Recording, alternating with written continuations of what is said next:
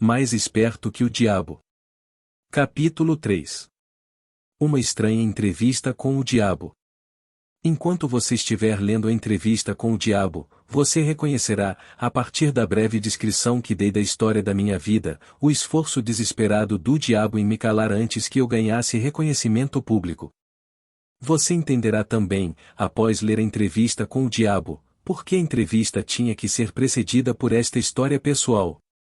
Antes que você comece a ler a entrevista, eu quero que você tenha uma noção bem clara do tipo de ataque que o diabo fez comigo, e lembre-se de que foi esse ataque final que afortunadamente virou o jogo, fazendo com que o diabo ficasse sem saída e tivesse que se confessar. Este trabalho do diabo começou com a crise de 1929. Através daquela feliz virada na roda da vida, perdi 600 acres nas montanhas de Catskill. Meus rendimentos foram a zero, o Arrima National Bank, onde todos os meus fundos estavam depositados, quebrou e com ele se foi todo o meu dinheiro. Antes que eu notasse o que estava acontecendo, me peguei no meio de um furacão espiritual e econômico que se desenvolveu numa catástrofe mundial de tal força que nenhum indivíduo ou grupo de indivíduos poderia suportar. Enquanto esperava a tempestade passar e todo o medo que estava espalhado ceder, me mudei para Washington DC, a cidade onde comecei o trabalho, após o meu primeiro encontro com Andrew Carnegie, quase um quarto de século antes. Parecia que não havia nada que eu pudesse fazer, exceto sentar e esperar. Tudo o que eu tinha era tempo. Após 3 anos de espera sem resultados tangíveis, minha alma incansável começou a me empurrar de volta para o serviço. Havia muito poucas oportunidades para eu ensinar uma filosofia de sucesso quando o mundo à minha volta estava no meio do mais abjeto fracasso e as mentes dos homens estavam preenchidas com o medo da pobreza. Este pensamento veio até mim em uma noite, enquanto eu estava dirigindo o meu automóvel em frente ao Memorial de Lincoln sobre o rio Potomac, dentro da sombra do Capitólio. Com isso, veio outro pensamento: o mundo havia experimentado uma crise sem precedentes, através da qual nenhum ser humano tinha o menor controle. Com essa crise, veio até mim a oportunidade de testar a filosofia da autodeterminação, a organização à qual eu havia devotado boa parte da minha vida adulta. Uma vez mais eu tinha a oportunidade de aprender se a minha filosofia era prática ou mera teoria. Notei também que aí estava a oportunidade de testar uma frase de minha autoria, a qual eu havia pronunciado centenas de vezes: toda adversidade traz consigo a semente de uma vantagem equivalente. Qual, se há alguma, eu me perguntei, foi a vantagem de uma crise mundial para mim? Quando comecei a procurar por uma direção por onde eu poderia testar a minha filosofia, fiz a descoberta mais chocante da minha vida. Descobri que, através de alguma estranha força que eu não entendia, eu havia perdido minha coragem, minha iniciativa tinha sido desmoralizada, meu entusiasmo havia enfraquecido. Pior do que tudo isso, eu estava envergonhado em me dar conta de que era o autor de uma filosofia de autodeterminação porque, lá no fundo do meu coração, eu sabia, ou pensava que sabia, que eu não poderia fazer a minha própria filosofia me tirar do fundo do poço e consequentemente mudar a situação desesperadora na qual me encontrava. Enquanto eu lutava em um estado mental de total confusão e atordoamento, o diabo devia estar dançando de felicidade. Afinal, ele tinha o autor da primeira filosofia de realização e sucesso pessoal paralisado pela indecisão. Mas os inimigos do diabo também deviam estar trabalhando. Enquanto eu estava sentado em frente ao Memorial Lincoln, revisando em retrospecto as circunstâncias que, por muitas vezes, elevaram-me a grandes realizações, somente para logo depois me deixarem cair de alturas equivalentes, um pensamento feliz chegou até mim, na forma de um plano de ação definido, o qual eu acreditava que poderia me desfazer de uma vez por todas desse sentimento hipnótico de indiferença ao qual eu estava preso. Na entrevista com o diabo, a exata natureza da força pela qual eu havia sido privado da minha iniciativa e da minha coragem foi revelada. É exatamente a mesma força que milhões de outros foram sujeitos durante a grande crise. É a arma principal que o diabo utiliza para enredar e controlar os seres humanos. A essência desse novo pensamento que veio para mim era esta, já apesar do fato de eu ter aprendido com Andrew Carnegie e mais de 500 outros que tiveram sucessos profissionais e pessoais equivalentes, que realizações notáveis em todos os passos da vida vêm através da aplicação do Mastermind ou a coordenação harmoniosa de duas ou mais mentes trabalhando para um mesmo objetivo. Eu havia falhado em fazer tal aliança com o objetivo de colocar em prática o meu plano de revelar a primeira filosofia individual de sucesso para o mundo. Apesar do fato de eu ter entendido o poder do Mastermind, eu havia sido relapso em apropriar-me e usar essa força. Eu estava trabalhando como um lobo solitário, em vez de associar-me com outras mentes superiores. Uma análise. Vamos agora, brevemente, analisar essa estranha entrevista que você está prestes a ler. Alguns irão perguntar após terminá-la: você realmente entrevistou o diabo ou você meramente entrevistou um diabo imaginário? Alguns talvez desejem a resposta a essa questão antes mesmo de começar a entrevista. Responderei da única e mais honesta maneira que poderia, dizendo que o diabo que entrevistei pode ter sido real tanto quanto ele dizia ser ou ele pode ter sido uma criação da minha própria imaginação.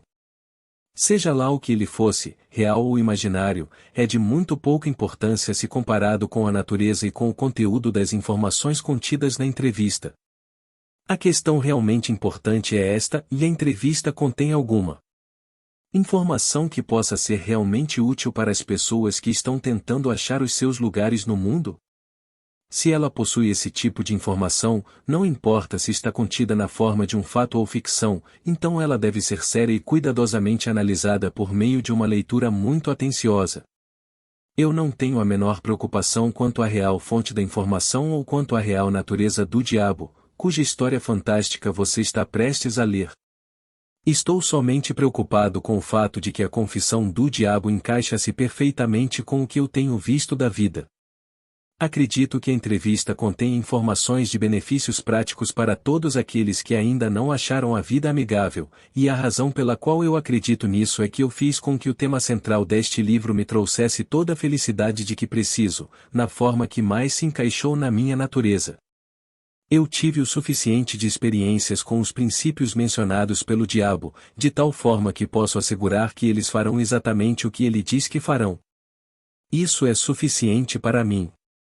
Então, passo a história desta entrevista para você, para que, seja lá de qual maneira, consiga extrair dela o máximo possível de dividendos em termos financeiros e pessoais. Talvez você consiga grandes valores em termos financeiros, se você aceitar o diabo como sendo o que ele diz que é, baseando-se na sua mensagem para seja lá o que for que ela lhe possa trazer e que você consiga aplicar da melhor maneira possível, não se preocupando em saber quem é o diabo ou se realmente ele existe. Se você quiser minha honesta opinião pessoal, eu acredito que o diabo é realmente quem ele diz ser. Agora, vamos analisar a sua estranha confissão. Após forçar a sua entrada na consciência do diabo, o senhor humano começou a entrevista que o diabo não queria dar, com questões que ele não poderia deixar de responder. Aqui começa a entrevista com o diabo. E eu descobri o código secreto pelo qual tenho acesso aos seus pensamentos. Vim para lhe fazer algumas perguntas muito simples. Exijo que você me forneça respostas diretas e verdadeiras. Você está pronto para a entrevista, senhor diabo? E sim, estou pronto. Mas primeiro você deve se dirigir a mim com mais respeito. Durante esta entrevista, você se dirigirá a mim somente como Sua Majestade. E com que direito você exige tal respeito real? E você deve saber que eu controlo 98% das pessoas do seu mundo. Você não acha que isso é motivo suficiente para me dar um título de realeza? E você tem prova do que está afirmando? E sim, tenho provas em abundância. E no que consistem as suas provas? E consistem de muitas coisas. Se você quer respostas, você se dirigirá a mim como Sua Majestade. Algumas coisas você entenderá, ou outras, não. Para que você entenda meu ponto de vista, descreverei a mim mesmo e corrigirei a falsa noção que as pessoas têm de mim e de onde eu habito. E esta é uma ótima ideia, Sua Majestade. Comece me contando onde você mora e então descreva a sua aparência física. E minha aparência física? Bem, meu querido senhor humano, eu não possuo um corpo físico. Um corpo físico me colocaria em desvantagem e seria um fardo que eu teria que carregar, tal como vocês criaturas humanas o carregam ao longo da vida. Eu consisto de energia negativa e vivo nas mentes das pessoas que têm medo de mim. Também ocupo metade de cada átomo da matéria física e cada unidade de energia mental e física. Talvez você entenda melhor a minha natureza se eu lhe disser que sou a porção negativa do átomo. Eu entendo o que você está querendo dizer. Você está preparando o terreno para dizer que, se não fosse por você, não haveria mundo, nem estrelas, nem elétrons, nem átomos, nem seres humanos, nada.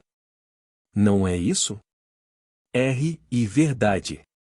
Você está absolutamente certo. Bem, se você ocupa somente metade da energia e da matéria, quem ocupa a outra metade? A outra metade é ocupada pela minha oposição. E oposição? O que você quer dizer com isso? A oposição é o que vocês, humanos, chamam de Deus. Então, você divide o universo com Deus, é isso que você está dizendo? Não é o que eu estou dizendo, isso é um fato. Antes do final desta entrevista, você entenderá por que as minhas afirmações são verdadeiras. Você também entenderá por que elas têm que ser verdadeiras, ou não poderia haver um mundo como você o conhece, muito menos criaturas humanas como você. Eu não sou nem de perto uma besta com um garfo e um rabo pontudo. E mais você controla as mentes de 98 em cada 100 pessoas. Você mesmo disse. Quem causa toda a miséria desses 98% do mundo controlados pelo diabo, se não é você? E eu não disse em momento algum que não sou a causa de toda a miséria do mundo. Por outro lado, me vanglorio disso. O meu negócio é representar o lado negativo de tudo, incluindo os pensamentos negativos de vocês, humanos. De que outra maneira eu poderia controlar as pessoas? A minha oposição controla o pensamento positivo. Eu controlo o pensamento negativo. E como você assume o controle das mentes dessas pessoas?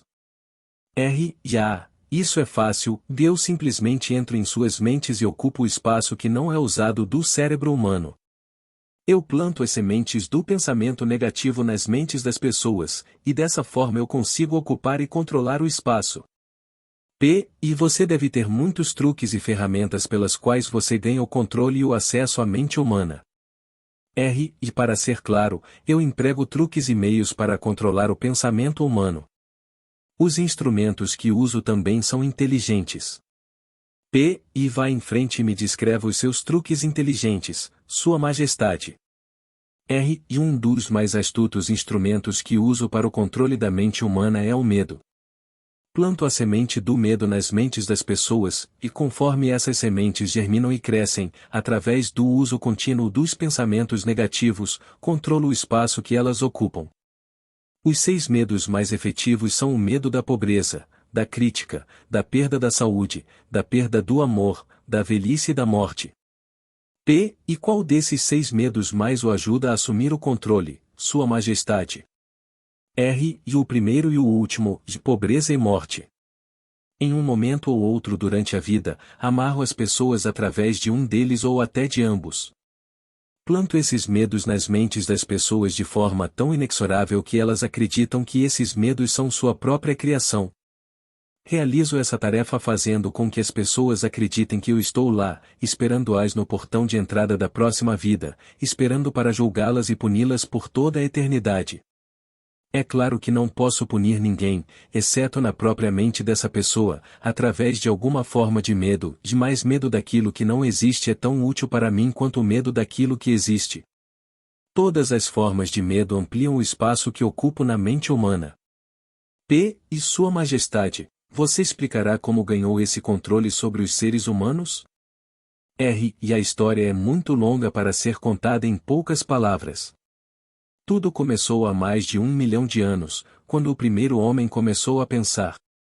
Até aquele momento eu tinha o controle sobre todos os homens, mas inimigos meus descobriram o poder do pensamento positivo e o colocou nas mentes dos homens.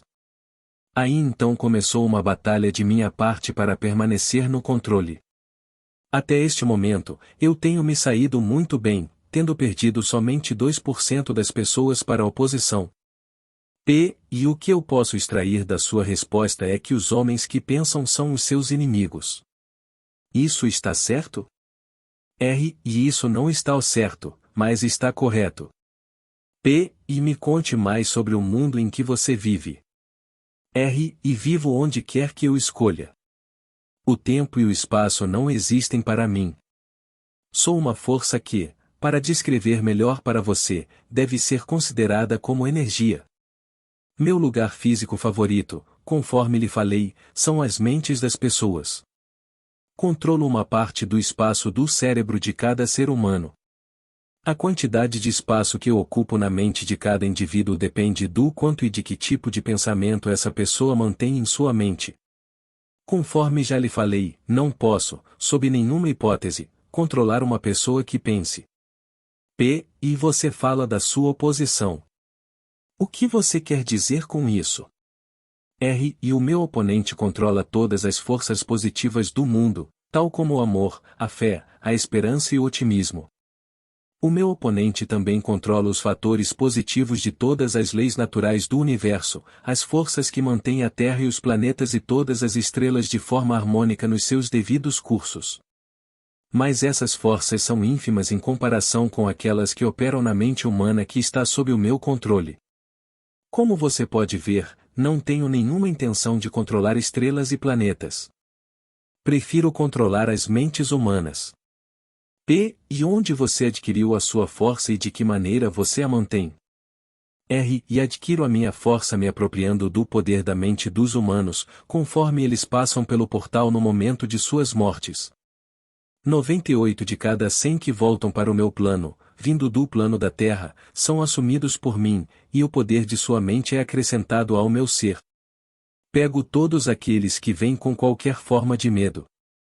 Estou constantemente trabalhando, preparando as mentes das pessoas antes da morte, de tal forma que eu possa me apropriar delas quando voltarem para o meu plano. E você me dirá como você realiza efetivamente esse trabalho de preparar as mentes humanas, de tal forma que você possa ganhar o controle sobre elas? E tenho inúmeras maneiras de ganhar o controle das mentes humanas, enquanto elas ainda estão no plano da Terra. A minha maior arma é a pobreza. Eu deliberadamente desencorajo as pessoas a acumular riqueza material porque a pobreza, em si mesma, tira a habilidade dos homens de pensar e os faz uma presa fácil para mim. Outro grande aliado meu é a doença. Um corpo doente desencoraja o pensamento, aí então, tenho milhares de trabalhadores na Terra que me ajudam a ganhar o controle das mentes humanas. Tenho esses agentes estrategicamente colocados em todos os lugares, independentemente de raça, credo ou religião. E quem são os seus maiores inimigos na Terra, Sua Majestade? E todos aqueles que inspiram as pessoas a pensar e agir de acordo com as suas próprias iniciativas são meus inimigos. Homens tais como Sócrates, Confúcio, Voltaire, Emerson, Thomas Paine e Abraham Lincoln. E você também não está me fazendo nenhum bem. E é verdade que você usa homens que possuem grandes riquezas? E conforme já lhe falei, a pobreza é sempre minha aliada porque ela desencoraja a livre expressão de pensamentos e encoraja o medo nas mentes dos homens. Alguns homens ricos servem à minha causa, enquanto outros me atrapalham muito, dependendo da forma como esta riqueza é utilizada. A fortuna do grande Rockefeller, por exemplo, é uma das minhas piores inimigas. E isso é interessante, Sua Majestade, você pode me contar por que você teme a fortuna dos Rockefeller mais do que as outras? E o dinheiro de Rockefeller está sendo usado para isolar e conquistar a cura de doenças do corpo físico em várias partes do mundo. A doença sempre foi uma das minhas armas mais eficazes. O medo da doença só perde para o medo da pobreza. O dinheiro de Rockefeller está ajudando na descoberta de novos segredos da natureza em centenas de modos diferentes, onde todos esses meios estão sendo utilizados para ajudar homens a terem total controle sobre suas próprias mentes. Esses meios estão encorajando novos e melhores métodos de alimentação, de vestuário e habitação. Esse dinheiro está sendo usado para acabar com favelas nas grandes cidades, lugares onde meus aliados favoritos são encontrados. Está também financiando campanhas por governos melhores e ajudando a acabar com a desonestidade na política. Está colaborando para melhorar os padrões de negócios do mundo e encorajando homens de negócio a conduzirem suas empresas pela regra de ouro, e isso não é bom para minha causa. E o que você pode me dizer sobre garotos e garotas que as pessoas dizem que estão no caminho para o inferno? Você os controla também? Bem, eu posso responder essa questão somente com sim e não. Corrompi as mentes desses jovens os ensinando a beber e a fumar, mas eles têm me surpreendido com uma tendência muito séria de pensar por si mesmos. E você diz que corrompeu as mentes dos jovens com álcool e cigarros. Consigo entender como a bebida alcoólica pode destruir o poder do pensamento independente, mas não consigo enxergar de que forma os cigarros podem ajudar na sua causa. E você pode não saber, mas os cigarros quebram o poder da persistência, eles destroem o poder da resistência, acabam com a habilidade de concentração. Eles matam e diminuem a imaginação e ajudam em muitos outros meios para que as pessoas não usem as suas mentes da forma mais efetiva. Você sabia que tenho milhões de pessoas, jovens e velhas de ambos os sexos, que fumam 2 maços de cigarros por dia? Isso significa que eu possuo milhões de pessoas que estão gradualmente destruindo o seu poder de resistência. Um dia, adicionarei ao seu hábito de fumar cigarros outros hábitos destruidores de pensamento, até o momento exato de ganhar o controle de suas mentes. Hábitos vêm em pares, em trios e em quartetos. Qualquer hábito que enfraqueça a força de vontade de uma pessoa também abre portas para outros hábitos negativos possuírem a mente dessa pessoa. O hábito do cigarro não somente diminui o poder de resistência, como também desencoraja a persistência, além de enfraquecer outras relações humanas. E nunca pensei que cigarros pudessem ser uma arma de destruição, Sua Majestade, mas a sua explicação dá um novo enfoque no assunto. Quantos se entregam a esse hábito destrutivo de que você tanto se gaba? E eu estou orgulhoso dos meus números. Milhões agora são vítimas e o número cresce dia a dia. Em breve, devo ter a maior parte do mundo entregue a esse hábito. Em milhares de famílias tenho seguidores desse hábito, incluindo cada membro da família. Garotos e garotas muito jovens estão se entregando a ele. Eles estão aprendendo como fumar apenas observando os seus pais, irmãos mais velhos e irmãs. E quais dos dois você considera a maior arma para ganhar o controle das mentes humanas, o cigarro ou a bebida? E sem hesitar, eu diria o cigarro. Uma vez que eu consiga que um jovem junte-se ao clube de 2 maços por dia, não tenho problema algum em induzir essa pessoa a começar a beber, a se esbaldar no sexo, e todos os outros hábitos relacionados com a destruição do pensamento independente da ação. E Sua Majestade, quando comecei esta entrevista eu tinha uma noção totalmente errada a seu respeito. Pensava que você era uma fraude um tanto quanto irreal. Mas agora vejo que você é muito real e realmente muito poderoso. E a sua desculpa é aceita, mas você não precisa se preocupar. Milhões de pessoas já questionaram meu poder, e a maior parte delas eu peguei no meu portal, assim que elas fizeram a passagem. Não peço que ninguém acredite em mim. Prefiro que as pessoas tenham medo de mim. Não sou um mendigo, consigo tudo o que eu quero pela inteligência e pela força. Mendigar para que as pessoas acreditem nos meus princípios não faz parte da minha natureza e sim da minha oposição. E Sua Majestade, por favor, me perdoe se eu estiver sendo rude, mas eu não seria capaz de me olhar no espelho novamente se não lhe dissesse, aqui e agora, que você realmente é uma desgraça, porque se aproveita de pessoas inocentes. Sempre tive o conceito errado a seu respeito. Eu pensava que você era gentil o suficiente para deixar as pessoas em paz enquanto elas estivessem vivendo, que você torturava suas almas somente após a sua morte. Mas agora vi, pela sua própria confissão, que você destrói o direito ao livre pensamento e faz com que as pessoas vivam um verdadeiro inferno na Terra. O que você tem a dizer em relação a isso? E eu consigo o que quero exercendo o autocontrole. Não é tão bom para minha causa, mas sugiro que você me imite em vez de me criticar. Você se auto-intitula um pensador e você realmente é, pois de outra forma você nunca teria me forçado a confessar minha natureza numa entrevista como esta. Mas você nunca será o tipo de pensador que me amedronta, a não ser que você consiga ganhar e exercer total controle sobre suas próprias emoções. E bem, vamos nos afastar desse assunto de personalidades. Vim aqui para aprender mais sobre você e não para discutir a meu respeito. Por favor, vamos em frente e me conte em quais outros dos muitos truques que você tem para ganhar o controle da mente humana. Qual sua arma mais poderosa exatamente agora? E essa é uma questão difícil de responder. Tenho tantos meios e instrumentos para entrar e controlar as mentes humanas, que é difícil dizer qual é o mais poderoso. Exatamente neste momento estou tentando fazer uma nova guerra mundial. Os meus amigos aqui em Washington estão me ajudando a envolver os Estados Unidos nessa guerra. Se eu conseguir fazer com que o mundo comece a se matar de forma maciça, serei capaz de colocar em ação o meu instrumento favorito para o controle da mente.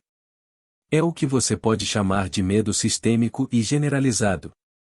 Usei este instrumento para trazer a Guerra Mundial de 1914.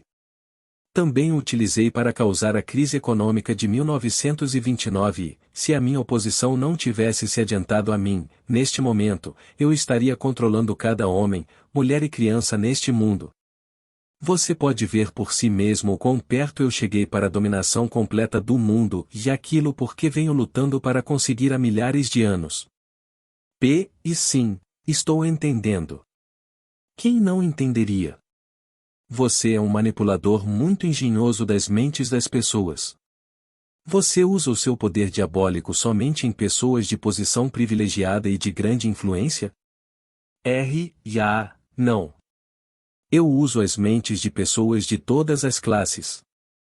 Na verdade, prefiro o tipo de pessoa que não pensa por si mesma.